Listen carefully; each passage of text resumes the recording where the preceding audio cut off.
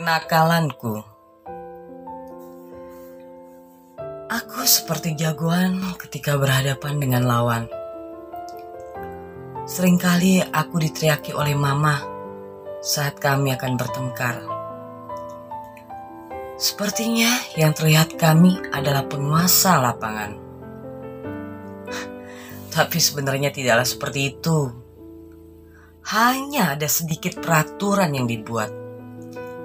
Ketika kami bermain bersama, jangan ada sebuah pertengkaran. Nih, masuk! Suara mama sangat keras, memecahkan pusat perhatian di antara kami. Aku dan seluruh pasukan bubar berbalik arah dan menghindarkan barisan serta berlalu pergi. Sambil melihat suasana kembali aman, kami kembali berkumpul di tengah lapangan dan membuat suasana berbeda bermain bersama dengan layang-layang. Aku dan teman-temanku yang hampir saja membentuk barisan menyerang musuh dan menimbulkan sebuah pertempuran hebat. Dengan layang-layanglah kami memulaikan suatu areal tempur di atas langit dan menunjukkan diri siapa yang jadi juaranya. Nih, tarik pedangnya, jangan sampai mereka dapat duluan, teriak salah satu temanku. Aku dan temanku berlari untuk mendapatkan sebuah layangan. Lari dengan begitu kencang, menyelusuri bebatuan serta aliran air yang mengalir, tanpa memperdulikan ada bahaya yang setiap saat akan menghampiri. Teman-temanku menyukaiku. Aku sangat dikenal sebagai seorang pembuat layangan. Aku akui, aku tidak mampu untuk membeli layangan. Dengan berbagai macam cara supaya aku memiliki dan tidak membuat hati mama bersedih. Karena mama tidak memiliki uang untuk membelikanku sebuah layangan.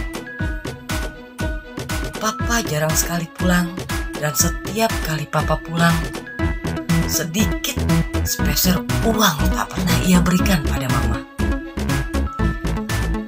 Aku seringkali memperhatikan tukang layangan dekat rumah. Teman-temanku yang memiliki uang jajan yang diberikan oleh orang tuanya, dengan mudah mereka memiliki.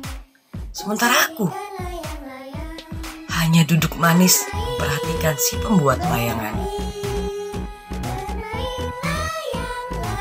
Dengan menyiapkan selembar kertas dan menyatukan 4 potongan kertas tersebut menggunakan selotip. Terlebih dahulu, aku menyatukan 2 lembar potongan kertas untuk membentuk bagian atas. Kemudian, hal yang sama aku lakukan untuk membuat bagian bawah. Aku harus memastikan potongan-potongan kertas itu terpasang kencang.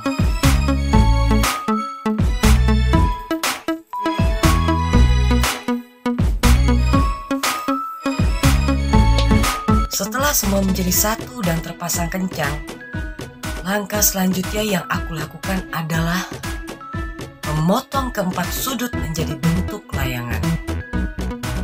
Barulah aku ikat layang yang aku buat dengan disangga oleh bambu tipis. Nih, aku buatin layangan ya. Aku senang bisa membuatkan temanku sebuah layangan. Bahkan terkadang mereka memberikan aku uang karena sudah membuatkannya. Uang yang aku terima, meskipun jumlahnya tak cukup banyak, tak pernah aku nikmati. Aku memberikannya kepada mama untuk dapat membantu membeli lauk yang akan kami makan. Aku hanyalah sebatang kayu pohon yang diproses untuk menjadi sebuah kertas. Kertas dikenal sebagai media utama untuk menulis, mencetak, serta melukis. Dan banyak kegunaan lain yang dilakukan dengan kertas.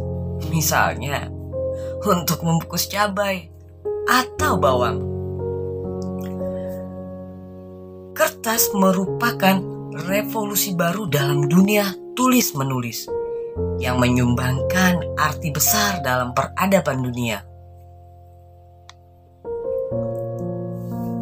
Sebelum ditemukan kertas, bangsa-bangsa dahulu menggunakan tablet dari tanah lempung yang dibakar.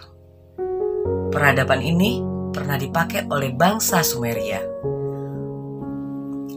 Prasasti dari batu, kayu, bambu, kulit, atau tulang binatang. Sutra, bahkan daun lontar, dirangkai seperti yang pernah kulihat pada naskah-naskah Nusantara tempo dulu.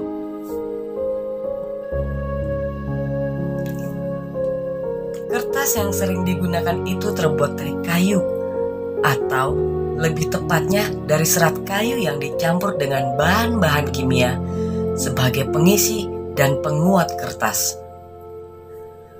Proses pembuatan plek dimulai dari penyediaan bahan baku, kemudian disimpan dengan tujuan untuk pelapukan dan persediaan bahan baku. Seperti Tuhan yang menyimpan sperma papa dalam rahim mamaku. Aku diolah dan diproses dalam rahim tersebut. Proses pembentukan sperma dan telur memberikan informasi kepada tubuh mama bahwa telah ada aku, calon bayi dalam rahimnya. Tuhan mengenal diriku sangat baik, seperti yang tertulis dalam kitab. Aku membentuk engkau dalam rahim ibumu. Aku telah mengenal engkau dan sebelum engkau keluar dari kandungan. Demikian pula kayu yang siap diolah ini disebut dengan log. Log yang bersih kemudian diiris menjadi potongan-potongan kecil yang disebut chip. Chip kemudian dikirim ke penyaringan untuk memisahkan chip yang bisa dipakai dengan yang tidak. Begitu juga dengan sperma papa dalam rahim mama. Sel itu berbentuk seperti lingkaran sinar yang mengelilingi matahari. Sel ini akan bertemu dengan sel-sel sperma dan memulai proses pembuahan. Disinilah yang aku rasakan. Tuhan mulai memunculkan resolusi piksel dalam diriku. Kertas Hafiz itu mulai terpecik warna sedikit demi sedikit.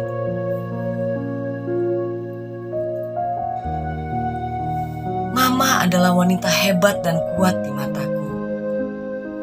Meskipun ia selalu saja disakiti oleh papa, ia tetap menyambut papa ketika pulang ke rumah sebagai istri.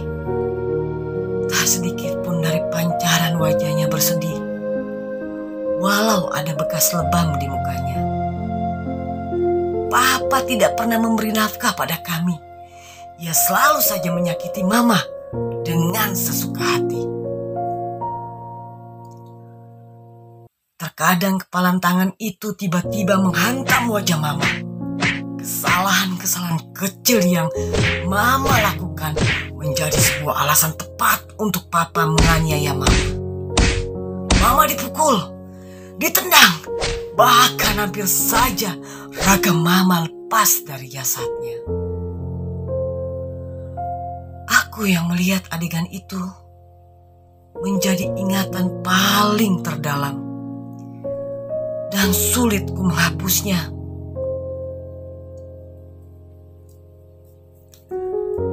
Tak ada tip X ataupun penghapus yang dapat menghilangkan ingatan itu dalam hidupku. Meskipun mama tersiksa oleh perlakuan papa, ia selalu tersenyum di hadapan kami semua. Aku tak tahu pasti apa yang ada dalam benaknya. Hanya satu yang ku tahu, mamaku adalah wanita yang terhebat untukku. Penderitaan yang dilalui dalam berumah tangga tak membuat dirinya lemah. Mamaku seorang diri menafkahi kami. Ia lalui dengan senyuman. Ia bekerja tanpa mengenal waktu. Tangannya yang penuh kasih sayang memasukkan benang ke dalam jarum dan menyulam kancing-kancing pada baju.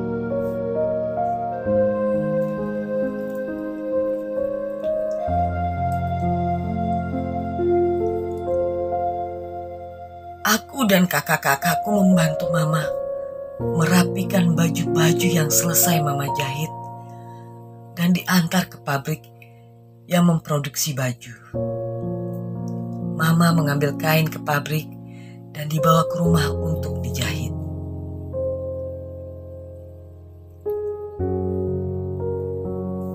Aku sangat senang menemani mama ketika ia sedang membuat pola baju yang akan dijahit. Mama menggambar pola-pola baju tersebut dengan kertas dan ia tempelkan memakai jarum pentul pada kain. Pertama-tama yang mamaku lakukan adalah membuat pola bagian atas adalah pola bagian bahu hingga ke bagian pinggang. Kemudian mama menggambar pola bagian bawah adalah pola bagian pinggang hingga ke lutut atau sampai ke mata kaki. Mama mengukur semua pola dengan teliti. Di lantai terdapat perlengkapan mama untuk menjahit. Gunting, kertas sampul, pensil, skala, meteran, buku pola, karet penghapus, penggarisan, benang, serta jarum pentul terletak di bawah mesin jahit. Kain yang sudah ditempel dengan pola yang dibuat oleh mama barulah dipotong sesuai ukuran pola yang telah digambar. Barulah satu persatu kain yang sudah dipotong sesuai pola mamaku taruh di mesin jahit.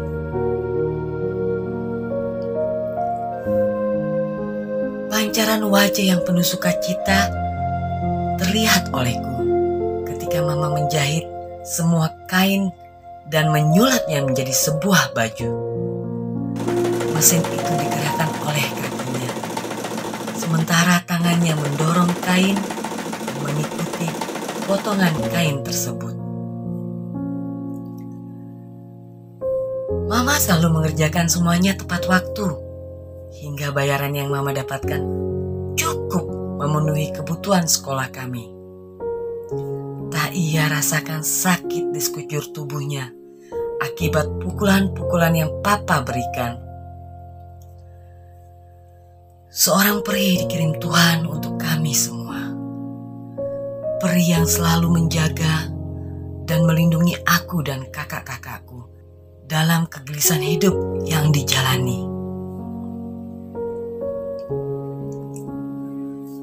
Dari semua anak mama, hanya akulah yang mirip sekali dengan papa. Tekstur kulit, wajah, bahkan cara berjalanku tak buang sama sekali. Aku dan papa seperti pinang yang dibelah dua. Aku seringkali mendapatkan hukuman dari mama hanya karena sebuah kenakalanku yang seringkali membuat mama marah.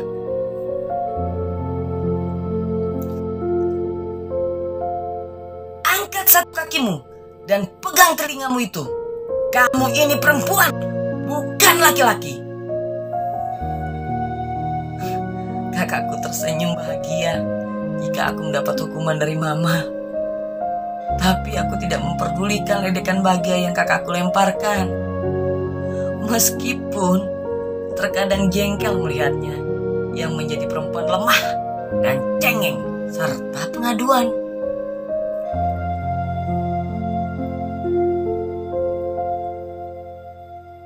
Tapi aku sangatlah mengasihi kakakku yang cengeng itu.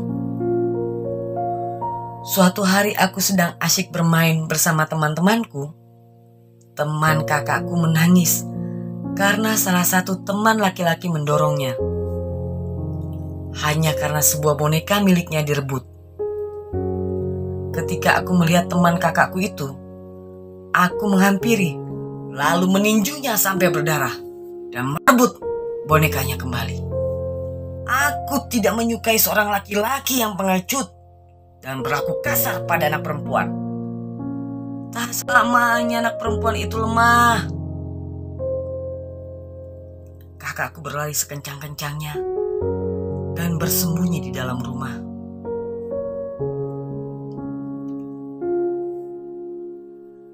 Meskipun kakakku adalah seorang mata-mata yang ditugaskan mama untuk melaporkan semua daftar kenakalanku, dan aku harus menjalankan hukuman, aku sangat menyayanginya dan berusaha selalu ada untuk melindungi. Tak lama kemudian, setelah beberapa menit kejadian itu, tiba-tiba mama hadir begitu saja tanpa aku ketahui. Aku belum pernah melihat mama marah sehebat itu dan memukul diriku dengan hanger yang biasa dipakai untuk menjemur pakaian.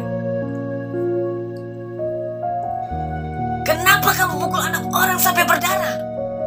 Kalau mama tahu kamu nakal seperti ini, seharusnya mama buang dari perut mama. Aku tersenyum bahagia melihat teman kakakku yang aku pukul hingga berdarah. Pukulan mama yang begitu hebatnya tak aku rasakan. Kakakku sangat begitu ketakutan sekali melihat mama marah dan memukuliku.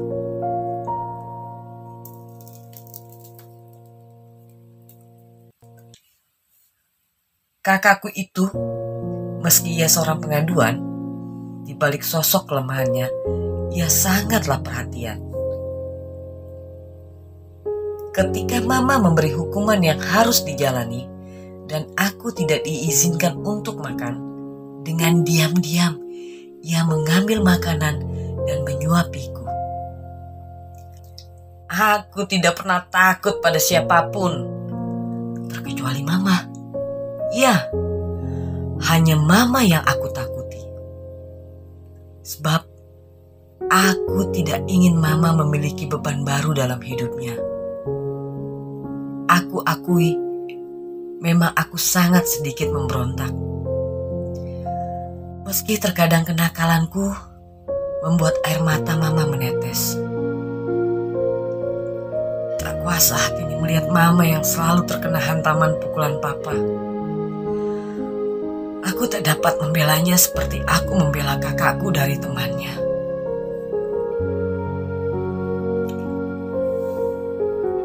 Ia membiarkan dirinya tersiksa demi kami. Masih tersimpan luka yang tak dapat terobati. Begitu kejamnya perlakuan papa terhadap mama. Pukulan papa mendarat hingga membuat mama pingsan. Bangun, jangan pura-pura pingsan, saut papa, tanpa ia memperdulikan keadaan dan menendang perut mama, supaya mama terbangun dari pingsannya. Aku hanya terdiam. Ingin rasanya aku membalas perlakuan papa. Tapi apalah dayaku.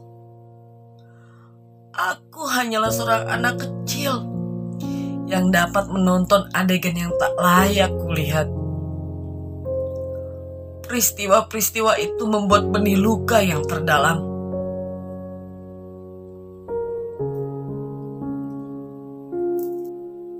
Sejak papa kembali pada kami dalam keadaan sakit-sakitan, aku sangat jarang di rumah.